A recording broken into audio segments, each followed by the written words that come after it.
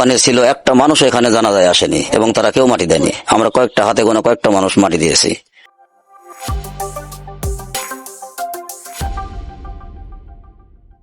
দর্শক, আমরা এখন কথা বলবো যে শিশুটি হত্যা করা হয়েছে হুমায়রা তার দাদার সাথে। আপনার কাছ থেকে জানতে চাই যে তদন্তের আসলে কত দূর এগুলো, আপনারা কোনো আপডেট পেয়েছেন? আসসালামু আলাইকুম। তদন্ত বিষয়টা হলো, তদন্ত চলছে। আজকে দুপুরেও সিআইডি তদন্ত করে গেল, অনেকগুলো টিম আসছিল, পুলিশ তদন্ত চলছে, দুর্গাপুর টিম চলছে, তো তারপরে র্যাবেরও আসছিল, আবার সিআইডিও আসছে। এখন তদন্তের বিষয়টা হলো, ওরা তো এখনো আমাদেরকে ক্লিয়ার বলেনি যে আসলে কি অবস্থা। আচ্ছা, ওনারা ওনাদের মতো তদন্ত করছে, আপনারা বাসার লোক সন্দেহ করছেন কিনা? আপনাদের কোনো শত্রুতা রয়েছে কিনা কারোর সাথে, বা সন্দেহ করছেন কিনা? শত্রুতা বলতে গেলে আমাদের তো তেমন শত্রুতায় আশপাশে নাই। আমাদের একটা জমি জমা বিষয়ে কিছু দ্বন্দ্ব আছে, 2-3টা কেস আছে, ওরাও আমাদের নামে করেছে, ওই পাশেই বাড়ি, হাটের সাথে, তাদের সাথে কিছু কেস আছে। এখন বিষয়টা হলো, তাদের কি কোনোভাবে সন্দেহ করছেন? না আমি ওভাবে বলবো না, এই জন্য বলবো না, এই জিনিসটা যদি না হয় তাহলে তো মনে করেন যে সেরা এমনি এমনি ফাঁসে যাবে। যদি ওরা না হয়, আমি কেন তাদেরকে ওইভাবে সন্দেহ করবো? আমি রিপোর্টের জন্য অপেক্ষা করছি। রিপোর্ট যেটা আসবে সেই পুরো আবার ভালো করে তদন্ত হবে। সিআইডি আছে, পুলিশ আছে, তারপরে এই ধরনের যারা সংস্থা আছে তারা আস্তে ধীরে মানে আগায় এবং সুষ্ঠু তদন্তের মাধ্যমে বিচারটা হয়। আরো একটি খুবই বিষয়, সেটা হচ্ছে যে আপনার ভাতিজা রাজীবের নাম এখানে উঠে এসেছে। এই বিষয়ে আসলে কি বলেন? এটা আসলে সত্যি কথা না, কারণ যখন থেকে বাচ্চা হারায় তখন থেকে 24 ঘন্টায় আমার সাথে আছে, 24 ঘন্টায়, এবং যত কাজ ওই করছে। এত পুলিশ আসা, এত কি বলে র্যাব আসা, এত সিআইডি আসা, মানে ও আবার বিএনপি করে, বিএনপি মানে একটু মানে একটু উপরে জড়িত বিএনপির সাথে, কানপাড়াতে বিএনপি কিছু হলে ও সাথে থাকে। তো এই বিষয়টা হলো, এটা আপনার সাথে থাক, ওনার বাসার লোকজন তো আরো ছিল নাকি বাসায়? ও না, আমার ভাই, ওটা আমার নিজের বড় ভাই, রাজীবের আব্বা, রাজীবের আম্মা, এরা গেছে হজে, এখনো হজেই আছে। ও যতবার আমরা থানায় গেছি বা খুঁজতে গেছি বাচ্চা, আমরা চাচা ভাইস্তা মিলে আরো 3-4 জন মিলে আমরা বাচ্চা খুঁজছি, এবং মেডিকেল পর্যন্ত আমরা চাচা ভাইস্তা সবসময় আছি। এই জন্য আপনার ওনার প্রতি সন্দেহ হচ্ছে না? কারণ আমাদের তো দ্বন্দ্ব নাই। আচ্ছা, আমি একটু জানতে চাই, আপনি কেবল বিএনপির কথা বললেন, আপনাদের পরিবারের, আমি যদি আপনার পরিবারের কথা বলি, যে কোন রাজনৈতিক দলের সাথে সম্পৃক্ত কিনা, অপর কোন রাজনৈতিক দলের প্রতি আপনাদের কিছুটা সন্দেহ জাগছে কিনা? যেমন কালকে আপনাদের বাসা ভাঙচুরের ঘটনাও ঘটেছে। বিষয়টা হলো, এরা বলছে যে এই যে হাসিবুল ওই কালাম ডাক্তারের ভাগ্নে, ও বলছে যে ফোনে আমাকে বলছে, আমি তখন রাজশাহীতে পোস্টমর্টমে, বলছে যে আমরা মানববন্ধন করবো। তো বলছি মানববন্ধন করলে ভালো, সাথে আমরাও থাকবো। তো বলছে তুমি আসো। ঠিক আছে, আসতি, পোস্টমর্টম হলে আমি আসতি, মানববন্ধন করলে ভালো। তো এখন বাচ্চা আমরা পোস্টমর্টম করে নিয়ে আসছি, মানে যেই লোকগুলো জীবনে দেখিনি আমরা, কিছু লোক আছে আমরা কোনোদিন দেখিনি, এই লোকগুলা মনে করেন যে আন্দোলনের সাথে জড়িত। আর যারা যারা উশৃঙ্খল ভাবে স্লোগান দিচ্ছে, তারা সব কিন্তু আওয়ামী লীগের লোক, আমাদের বিএনপির মানে লোকই নেই।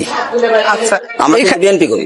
আচ্ছা, এখানে আরেকটু বলে রাখি যে কালকে হুমায়রার অত্যন্ত মায়াবী চেহারা, মানে অনেক জায়গা থেকে অনেকে এসেছে, সেগুলো আসুক, মানববন্ধনে অংশ নিক, সেটা খারাপ কিছু না। বাট আপনি বলছেন যে যারা আসলে স্লোগান দিয়েছে বা যারা সম্পৃক্ত ছিল তারা আওয়ামী লীগের ছিল, বেশি অংশই আওয়ামী লীগের।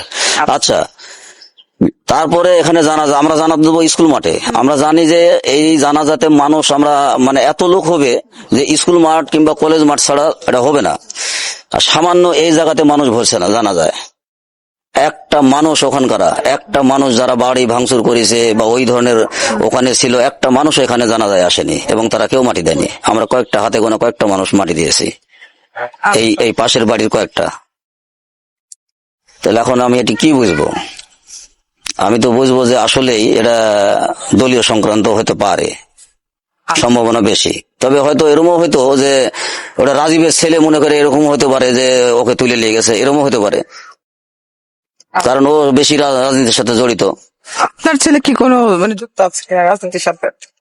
আমরা তো বিএনপি করি, আমার গোটা বংশ বিএনপি করি, আমরা বিএনপি কে সাপোর্ট দল করা, সাপোর্ট করা এক জিনিস, একেবারে সাথে থাকা সবসময় সব কার্যকলাপে।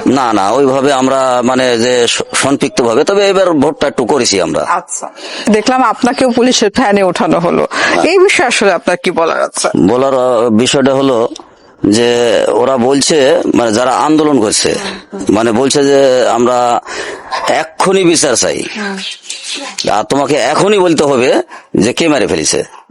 আসলে বিষয়টা হলো, আমি তো ব্যবসা করি, আমার শান্ত ফার্মেসি, আমি ফার্মেসি মালিক একজন, আমি নিজেও প্র্যাকটিস করি। তো আমরা দুই বাপ বেটাই কিন্তু প্র্যাকটিস করি, আমরা দুই বাপ বেটাই বিকেলে ওখানে আছি, বাচ্চা উধাও নাই। আবার যখন বাচ্চা ফেলে রেখে যায় তখন আমরা চাচা ভাইস্তা, মানে আমার রাজীব সহ আমরা মনে করেন যে থানাতে। তাহলে আমরা কখন দেখলাম ফেললো আর কখন হাইজাক করলো, আর আমাকে প্রেশার দেওয়া হচ্ছে এখনই বলতে হবে। আমি কি বলবো, আমার তো বলার জায়গা নাই। আমি বললাম যে আমি কাকু দেখিনি বা আমি ছিলাম না ওই সময়, আমি আর সুষ্ঠু তদন্ত এবং সুষ্ঠু বিচার। আর একটু জানতে চাই, যে আপনি বললেন যে আপনি দল করেন, দলের সাথে যুক্ত রয়েছেন, তো এই ঘটনা শোনার পর এটা অত্যন্ত একটা হৃদয় বিদারক ঘটনা, এটা আমরা সবাই জানি।